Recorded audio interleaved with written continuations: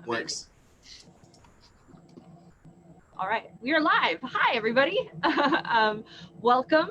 And we are here on another Sunday with one of our level 1 classes. We have 29 students here, not all here. Some of them are eating lunch. They have to eat food. Um, I'm going to pass it over to Jerome to say hello and introduce everybody for us. But we're going to do some marketing work with brand new, soon to be certified professional life coaches. Hello, everybody. And as Brooke mentioned, we are coming live mid-class, and we will be doing some marketing work with a few students who volunteered to actually spend their lunch with us. And we have volunteered to help them and assist them with any marketing questions they do have. We kind of opened up the floor specifically for elevator pitches, but we're welcome to actually, moving into whichever realm anyone's interested in kind of exploring. So with that being said, if actually, you know what, really quickly, I want to remind everybody we have 2 more days left of our 20, well, it went to 28 days or 27. We're just calling it CLCI Live Challenge now. And there is 2 days left today and tomorrow. And really quickly, just to put it out, the rules are at minimum, go ahead and go live for a minute. And then once you're completed, hashtag CLCI Live. And then that'll actually go ahead and place in what submission for you. And you have unlimited amounts of submissions that you can actually put in as long as you're going live for at least a minute. And the winner will actually go ahead and receive a round valued at about $500 worth of pretty much marketing assistance through us. And with Brooke and I, we're going to go ahead and help allocate that to you and your brand. And that's that. But we will go ahead and get back to our live for today, which again is going to be a special mid-class live, and we're excited to help. It looks like we have a few students here, so I don't know if Shelly, are you going to be sticking with us? I am.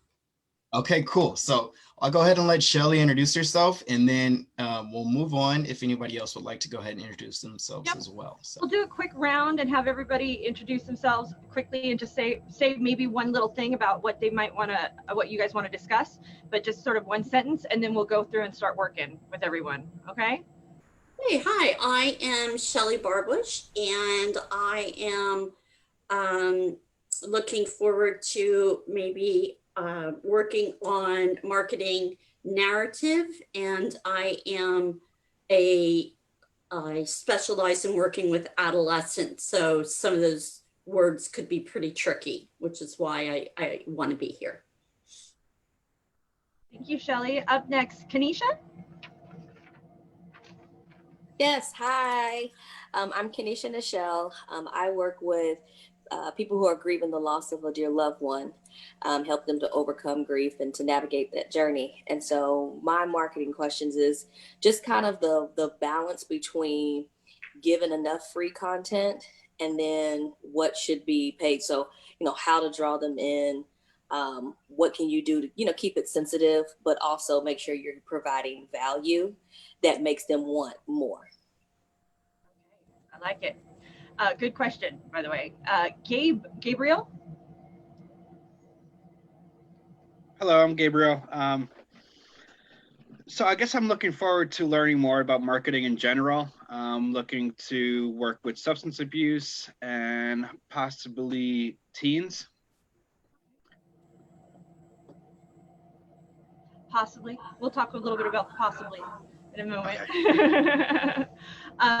And so I think that's who we've got with us right now. Everybody else is eating lunch. So let's begin. Shelly, go ahead. And I know we had talked about a question prior to this. So if you want to ask it again so that everybody else can benefit, that'd be amazing. Yes, my question that I spoke with Brooke a little bit about was around the narrative and what are appropriate, I would guess say coaching words as opposed to therapy words. I am transitioning from a therapeutic module into the life coaching module for adolescents. So I was looking at different areas that I could market, saying that I work with adolescents that perhaps have this problem, and I was going over some of those with Brooke. Brooke, do you want me to bring up some of the questions that I had? Or we can talk about I know one of your questions was what do I call myself? Yes. That was Yes. So that is a good question. How do I be able to keep in my educational background, which is a Master's of Education in Counseling Education, and also the Certified Life Counselor, knowing that I'm not doing therapy anymore and that my main job is going to be coaching, how I can word that. Okay, so I think in many ways, your primary focus is going to be coaching, right? Yes. So if that is the case, you would want to lead likely with the coaching foot. So in your thoughts, what or your words, knowing you're leading with the coaching foot, how would you word that in your marketing? Or how would you order it or say it? I think that I guess I would like to start out with, let's say I have specialized in working with adolescents and young adults for 25 years. This is a unique population that requires an in-depth understanding. I have discovered, no, I don't like that. I want to do benefits. We're talking a little bit into your about me space a little bit here. So this is, I would say, is kind of like an about me discussion. Because what you're going to lead when you first lead, there's three rules. You want to connect with your client emotionally, emotional imprint, number one. Sometimes say punch them in the face because they won't forget that. And so that's where you're going to start. But then the second thing is when you're just speaking to your client and it's just the more general, we're not going to your about me, like you had learned earlier, we're talking benefits. So we want to talk about your client, not about ourselves. Okay, so what if I said, through our coaching and working together, you will no longer feel alone in navigating the struggles and pain in your world. And through this work, you will gain a healthier and stronger sense of self. Okay, I like the end there, that gain a healthier and stronger sense of self.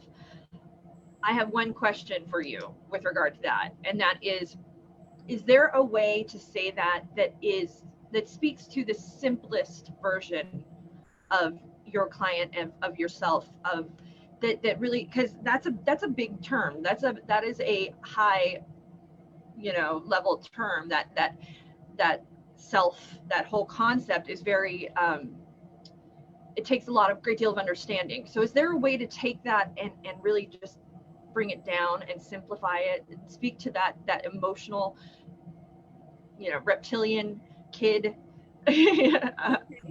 How about through coaching and working together, you will no longer feel alone, and we can work to help with your struggles in relationships, communication, and also helping you make healthier choices in your world.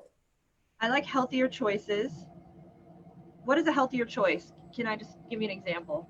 I think with the population I work with, a lot of healthier choices are going to be around friendships, relationships. Thinking of your audience, sorry to interrupt you, I apologize.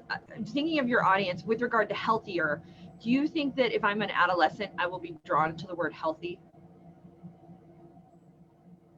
Good point. So you might be drawn to the word, like, to me, my impact that I want to make is that you're no longer in this alone. Okay. So I think that should be our guiding, okay, you're no longer in this alone. When I'm not in it alone, and I'm an adolescent and I'm not alone anymore, what does that look like in my life? What am I doing every day? How does my life change? I can gain a better understanding of who I am and the friends that I want to have in my world or not have in my world. So what I'm hearing you say is that they will have friends that they enjoy, that they like, that make their lives better, essentially, that they like hanging out with, and that aren't hurting them or just aren't destructive. The reason I say that is I just bringing it down to the simple level. I mean, we just really want to and just say, okay, I'll have good friends. I'll have, the word healthy keeps coming back into my head too.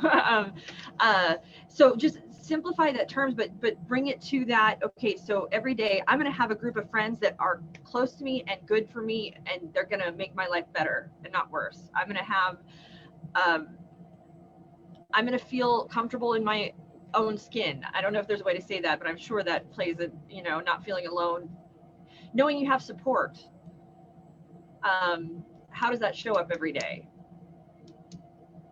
Is it also being heard by any chance? I was just going to say, learning to use my voice or having a voice in my I like world.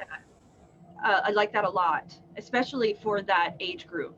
To me, it would seem that they would often feel like they don't have a voice or aren't heard by people or aren't understood.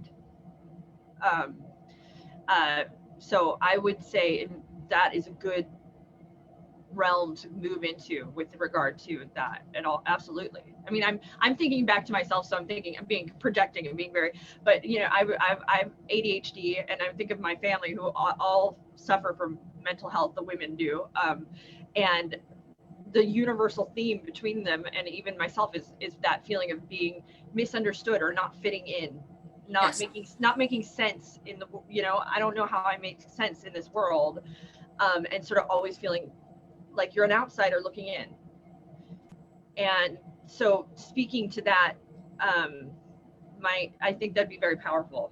I'm not sure that I have helped you to refine your elevator pitch, other than I have thrown more wrenches in it at this point. But I think you came up with some really strong keywords in order for me to figure out where and how to implement them. Now, with regard to your title, I wanted to say, when you get to your About Me, and this is true for everybody, when you're writing your About Me, everybody tends to write about, they write it for themselves. I'm writing my bio for me, and you write about yourself, but always keep in mind, you are actually writing your About Me for your clients. So even that should be tailored towards the needs of your clients.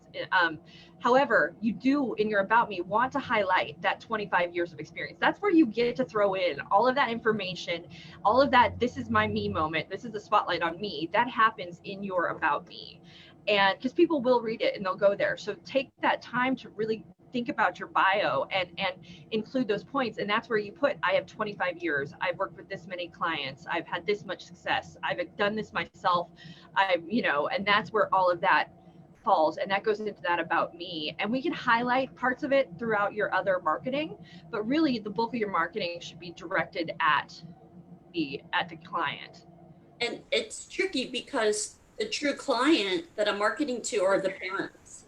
Absolutely. So that's an odd space, but ultimately though, if the child is sold on it, they'll sell their parent, right, as well, because the parent wants the best thing for the child. So, and that gets you also a child or an adolescent that's on board too. So that's why it's good to market to keep that you want to market to them too. Right. And I mean, because I've been doing this for so long, a lot of my referrals come from pediatricians or schools, guidance counselors, and I would say maybe 70% come from clients referring other people into it, which is great. Referral business is huge for all, I mean, and that's true for life coaches as well. And the more connections you can make, I mean, that's why getting to know therapists, getting to know, like you said, pediatricians, anything, people that might not be a coach, but will be in the world of your client are good people to know. The 3 rules for marketing, as far as I'm concerned, is talk to your client, make an emotional connection, talk to them about them, and then pick a channel or find out where they're at. And that's where you want to market to. That's where you want to go. So you're getting into your client's head, figuring out where they're going to be, and then choosing how to reach them, essentially. And one last question is, like, this is working on future clients, but I have many current clients that are in my mental health treatment world that are now not that anymore. Yeah. Mm-hmm. And so I believe that it's the responsible thing to do would be to contact the parents to let them know my technique, my module, my philosophy. How would you? Well, what I'm doing now is I'm integrating life coaching into my practice. My practice will be now coaching focused. And you don't have to tell them anything other than what they need to know, and that is that you are transitioning to a coaching focused practice. And that also, oh, hi Sue, Sue's here. And also that you will still be able to serve their children or them in wonderfully beneficial ways, but you're now basically just changing your methodology. So. Okay. Mm-hmm. And do you think, because I'm changing to life coaching, that would necessarily change my fee? Absolutely it could. That's up to you, but absolutely it could, without a doubt. I mean, that I would drop it.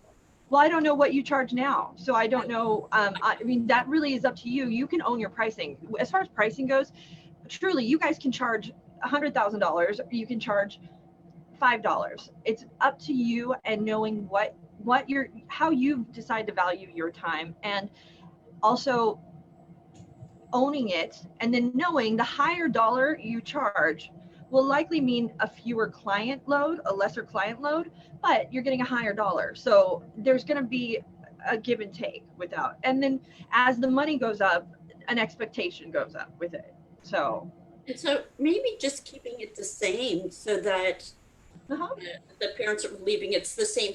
My child's keeping it the same. It's less change. Less change is good. I mean, because then, and I would not drop your price. I would not. Okay. I would say do not do that. No. Okay. Those are my questions. Thank you so much. You're very welcome. All right, Kenesha. Hello. Hi. So I am working with, people who've lost a loved one. I have lost both of my parents. So that's why I feel that I'm the expert, quote unquote, of, overcoming grief. I've had a pretty good life outside of everything that's happened. And so my question is, as far as information to share before, you tailor it to asking for, giving something for a fee or, calling people in, to have a session, like what is the give and take between how much free content to give out and to share? I have a couple rules of thumb. I mean, everything that you're putting out should have value. It should enrich people's day. So, and by that, it should be giving them information. It should be showing them a backstage preview, something they wouldn't otherwise see, entertaining them in some way, teaching them something, just enriching their day. It's content that makes their life a little better and cheers them up, just like something that they go, ooh, that was cool. I'll tune back in again, right? So those little, of course, your social will go out, and that's free. Now, as for like building out lead hooks and things like that, which a lead hook is something you put out there that will get people's information so that you can market to them later. Yeah. My rule of thumb is don't do anything for free for longer than 15 minutes. That is one of my rules. It's like just that it's a good rule to have. Whereas, so if you're going to do a free an introductory call, keep that introductory call to 15 minutes, and then really that call is about getting to know them and then getting them to a paying system. If you're doing a live, now that being said, there's other like podcasts and things like that. You're probably going to do those for free, but that doesn't Sure. necessarily mean content on your site. I'm talking about content on your site. Okay. So when you're building out full-blown content, like if it's a meditation, a talk, a video, something that people will watch for a long period of time, it gives them something of value. Again, it needs to have value to it. I would typically 15-minute rule, or there's always the option of doing a series of things. So and this comes true with great group coaching and things like that, is where you go, okay, well, for the next 3 weeks or the next, every week I'm going to release a video on insert topic, grief, but we'll probably get more specific. And then you can do the first one at no charge, and then you charge for the other ones so that they get the full picture, you know? So the first one acts as your hook, essentially, and then you can, to see the whole series, you would pay, essentially. So like, yeah, go ahead. This Friday I'm doing a free masterclass on understanding, the first years, and then at the end introducing a group coaching package as well as working one-on-one with me. Okay. That will probably be about an hour. Is that okay? The free masterclass, that's really up to you. But the idea when you're doing things like that is it's a webinar structure. There's a specific structure that typically is handled, and it's to do upsell. Never mind my cat.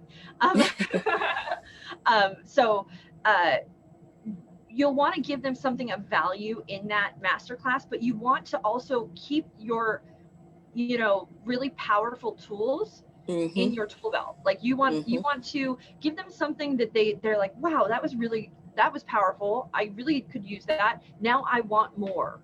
And that's the idea, is you want to leave them wanting more. So just be careful not to give too much away. You want to give them enough that they're like, ooh, yeah, I like that. That was a good taste. Now I need more. And that's how you do that step up. Also be careful to give them too many options at the end of your free masterclass. I would have one thing that you have ready to go in the pocket that is the next step, and not give them multiple options. Just say, okay, next step is a program. It's X amount of dollars, and just be very clear, but don't give them two options, because then it's paralysis by analysis, essentially, where they may not know which way to go. And it's always better to start with a lesser priced option and then step up to the next higher, because if they're willing to pull $5 out of their pocket and they get a good experience, they trust you, you've built more rapport, they'll then pull $50 out the next time. And then that's how pricing psychology works with regard to that. Does that make sense? Okay. Yeah, no, for sure. Just be careful, don't give too much away for free. Really define for yourself, okay, these tools I will give out, but these tools, I'm keeping safe because these are my money makers right here. And so keep, really think of it, it's like a boundary. It's think about what that is and what those will be, and that will be your process, and it'll help you inform your decision from there. That makes sense. Okay. Hey, thank you. All right, you're very welcome. Who's next? Gabriel? Hello. I guess I had a couple of questions. I know I said like possibly teens earlier. I guess when Dan did his experiment or whatever, he asked us to close our eyes and kind of picture our ideal client. And for whatever reason, teenager popped into my head, and teens who are being bullied.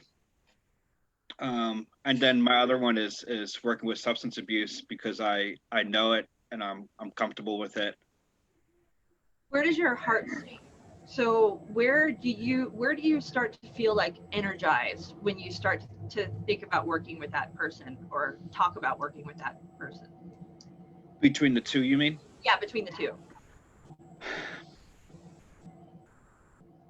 I think teens. Teens? Okay. I had a feeling because that's what popped into your head. So there's a reason it popped into your head. So Yeah. it's not always because we're the most comfortable in this field. Does that mean that that's what our purpose is, right? That's just where being uncomfortable is actually a great indicator for change and growth. So talk to me more about coaching teens. Well, the coaching teens, I guess I'm a little bit hesitant on more like worried about the parents. Okay. Because I know if their child is seeing a life coach, it must be hard on the parents. And I've spoken with parents before, not of teenagers, but of grown-ups, and they could be really difficult. Well, my first question for you is, you're just saying to me that it could be very difficult on the parent. Can you imagine a situation where coaching wouldn't be difficult on the parent? Sure, if the coaching is going well. So what are these teens going through? What are they experiencing in their lives that they're seeking a life coach? Bullying. Okay. Can I just say that if you're working with teens, like parents are just grasping and searching and yearning for anyone that can do anything to bring their child out of pain. Exactly. That's what I was gonna try to bring him there. Exactly. I'm sorry. Oh no, you're fine. No, but no, you have the experience. You have the experience, and you know this for a fact that, in fact, the parents they're probably going to be insanely grateful at any help that can be given, because they have a love for their child who is suffering, and anybody that can help with that. So Shelly, if you would share a little bit about your experience with working with parents. Gabriel, usually when of course, it's the parent that calls me first, and I will just start out by saying, tell me a little bit what's going on and what I can help you with. And they will, let's just say, they'll say, our son just seems so angry all the time, and he gets frustrated, and he yells at us, and he's punching holes in walls, and we just, we don't know what to do to calm him down. And, before I even took this course, the best thing to do is to reflect that. It's like, wow, I'm so glad that you called, because I really believe that I can help your son. And it sounds that like his anger is really concerning for you. And I think that if we can work together as a team, then we can kind of look at the anger and start coming up with ways to deal with it better. Because the parents will say, what we end up doing is yelling back at them. And then it's a huge yelling match. And I say, like, I get it. That makes a lot of sense to me. And so really, it sounds like you're looking at ways to de-escalate this. And then, I mean, even the simplest things, that one thing that I brought up is like, well, how about if, and you get the buy-in with the teen, what if we just have a safety word that when things get out of control, how would that work for you? And like, in order to get, like, to stop whatever's going on in that moment. So, and I know that that's not coaching language, but what I'm hearing you say is that you are working with the parents to some degree, and that's, I think that is a truism regardless, because you're working with a minor, and so you have to have the express permission of the parent to be doing that anyhow. yes, there's absolutely, you want to keep that in mind, but I think the important point being that the parents are likely going to be very grateful for you and your presence. So what other hesitation do you have working with teens, if any? Do you have any others, Gabriel? No, I don't have any others. I have my my what's it called?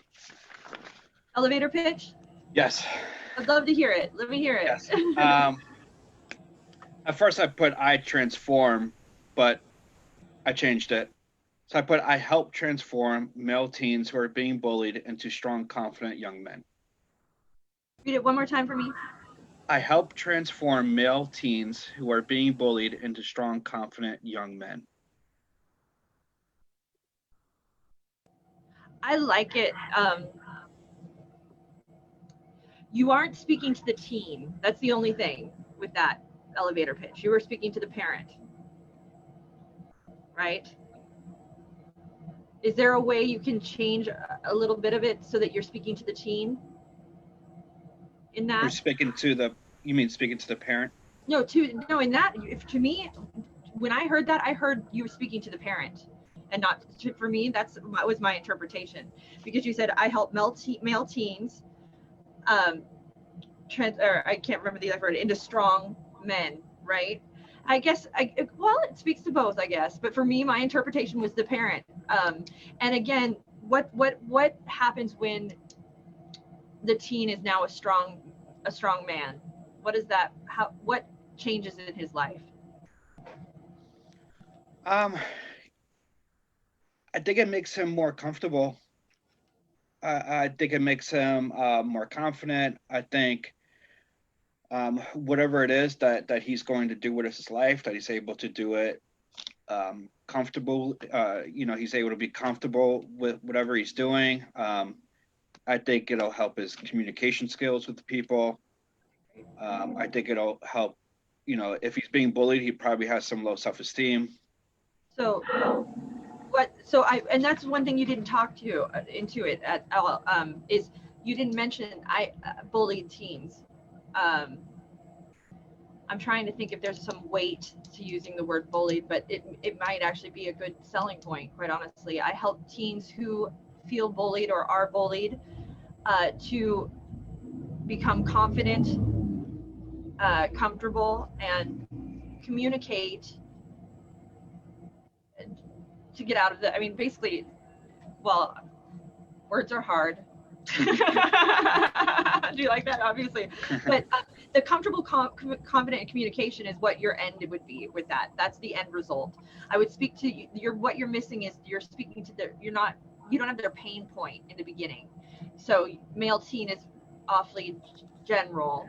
So I would get more specific as to what the pain points, what they're suffering through, and then give them the end result of working with you.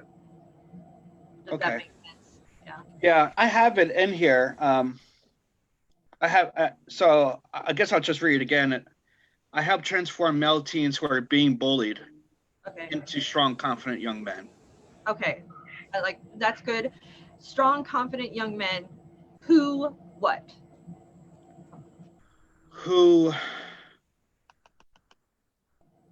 What can they do now that they're strong and confident? What are they capable of? Who will find what are they capable of? They're capable of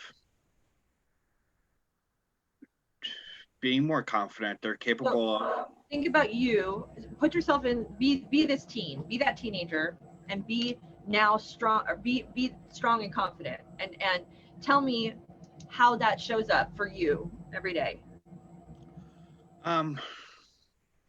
Just walking straight. Walking with your head up.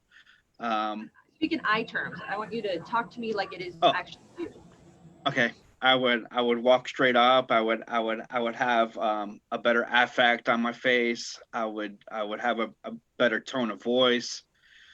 I would be more comfortable. How would you feel? I would feel great. I would feel good. You know, I would feel comfortable. I would feel motivated. Oh, okay. I like that. Motivated is a great word. It's a great word. Keep going. Don't stop. I would feel it would give me a sense of energy. I would feel more energetic. I would feel enthusiastic about, you know, going further. I'd feel confident, like I said before. These are great words. So this is really fantastic. As we and that's why I want you to keep working in the space. I encourage you to keep going, because we went from confident and comfortable to motivated, energetic, enthusiastic, and those words, so much power in those words, right? So that's what. So when we say to become strong men who are motivated, energetic, enthusiastic, excited, comfortable, confident. Does that make sense? Or Yeah. uh-huh. Yeah, it makes a lot of sense. Okay. It makes a lot of sense. Gabriel, can I just say that if you're talking about bullying, you might want to put in cyberbullying? Oh, as a keyword or a key. Yeah. Yeah, that mind as well. Very true, especially in this day and age too. Right. COVID, absolutely. I see a few more faces have popped on. Do you, any of, we have about 5 more minutes. So if anybody out there with the wants to ask a question. Hi, Brooke. I'm Yael. Hi, Yael. Hi, nice to meet you. Pleasure to meet you as well. So I'm planning on being a confidence coach for women in their 40s, 50s. And I just want to run by my elevator pitch for you. Let me know what you think. Absolutely. Elevator pitch away. I empower women to build confidence, creating a life of strength, freedom, and joy. Okay, so creating a life of strength. One more time for me. I empower women to build confidence, creating a life of strength, freedom, and joy. Can we get more specific with strength, freedom, and joy? Because those are, I think, again, joy. And tell me what that looks like in their day-to-day life. I just added emotional strength. Okay. Does that help? Yes, but I want to know in how that how having strength, how having freedom, how having joy, how does that affect my day-to-day life? So how is my life different without that and with it? When I wake up in the morning, when I go to work, how does that present itself in my everyday world? With it, I would have the confidence to be comfortable in my skin and be comfortable speaking with new people or going to parties or pursuing a goal, starting a new job. So I'm hearing it would help improve their social lives or, connect with people. Yes. So it's more specific. There's a lot of big terms out there that people gravitate towards, and the more specific we can get with how it shows up every day. So if I'm feeling not confident, I may not want to go out. I may not feel comfortable, getting ready. It might seem like work, and then I'm going to go out and I'm going to shrink away and hide against the wall and not talk to anybody. But with that confidence, I'm going to be excited about going out into the world. I'm going to seek opportunities and connections with people, and I'm going to hold my head up high and feel, good as I go out into the world. And I'm going to want to make those connections. I'm going to want to put myself in those personal situations, and that will lead me to more opportunity in life. So being more specific, and one of the great ways to do that is to really put yourself in your client's shoes and use it like we did with Gabriel. Use those I terms. Think about if you are, because most of you guys are your ideal client. So actually speak to yourself like you would speak to yourself on the inside, in your own head. Use your own words, because when we are talking to ourselves, we don't use big terms. We use very simple terms. At least I do. And when my inner dialogue is spinning, it's not I want to reach, my ultimate happiness. That's not how I speak to myself. I say, I want to get to this point. This is how am I going to do that? And it's very basic level internal dialogue for the most part.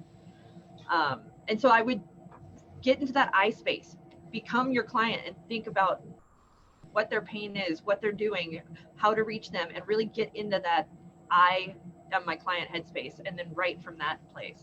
Mm-hmm. Dan, I see you're back. Hola. Hola. We have just a few minutes, and then I'll be starting up class again. Like Thank two, you. We're still minutes or live. so. So if there's anybody out there, yeah, say hi to everybody. Hi, everybody. Is there any other quick questions I can answer? Otherwise, I will sign off and hand it off. And Jerome, do you have anything? Nothing, but except for to include that we are still doing our live challenge, everyone. So please, want to keep reminding you guys to go ahead and hop on. There's 2 more days left, so please go ahead. Yeah, I'll do my pleading to them. So, any other questions from students? What does that mean? So I'll explain it right now. So right now we are in the middle of a live challenge. We're almost towards the tail end. It ends tomorrow at midnight, essentially. And what that is we have asked, what we're doing right now is we're live on Facebook. So anybody who is an alumni that goes live on Facebook, just goes onto Facebook, clicks the go live button, talks about anything for 1 minute, and then hashtags CLCI live. You get entered into a drawing to win well over $500 in marketing support for you and your business. And this is only for our alumni, and only for our alumni who go live until tomorrow, Monday night at midnight. And then what we'll do is we will take all of those people who have successfully done a live, and we will choose a winner from that group of people. And that winner will get well over $500 in marketing support from us. Is it about the training, or is it about our practice? Anything you want. So we've given people topics like share what your niche is. Yesterday we said, what is your favorite tool as a coach that you use? We've said share what you're grateful for. Anybody, Dan, can you suggest a topic for people to go live about? Oh, you put me on the spot and I wasn't ready. Yes, I did. Tell a client success story. That's a great one. Yeah. And 1 minute, and you could get 1 minute and you could possibly get over $500. Way worth it, I think, personally. And for us, we've gone live a lot and learned an immense amount of things. So don't be afraid to do it. This is really about getting out of your shell and just putting it out there and starting to get used to using these tools. Dan, you got something? I got nothing right now. Okay. I'm getting into teacher mode, so I'm aligning there. All right, Jerome, do you want to say bye-bye? And thank you guys all for being here and doing the live with us during lunch. Thank you. very much, Brooke and Jerome. I appreciate the input. Thank you, everyone. And we will be seeing you guys Tuesday to announce. We'll actually probably be checking in again tomorrow just to remind you guys one last time. But Tuesday we'll be announcing the winner, as Brooke mentioned, and we are excited for that. So we'll see you guys then. And Jerome, I went on to apply to get into the group. How long does that process take? If you're not in right now, years and years. 2 minutes. Thank you, Dan. Yeah. I'll go ahead and I'll refresh the request, and I'll go ahead and make sure that you're in the next couple minutes. Thank you, Jerome. You're my new favorite person, not Dan anymore. It's a very selective process. We have to. All of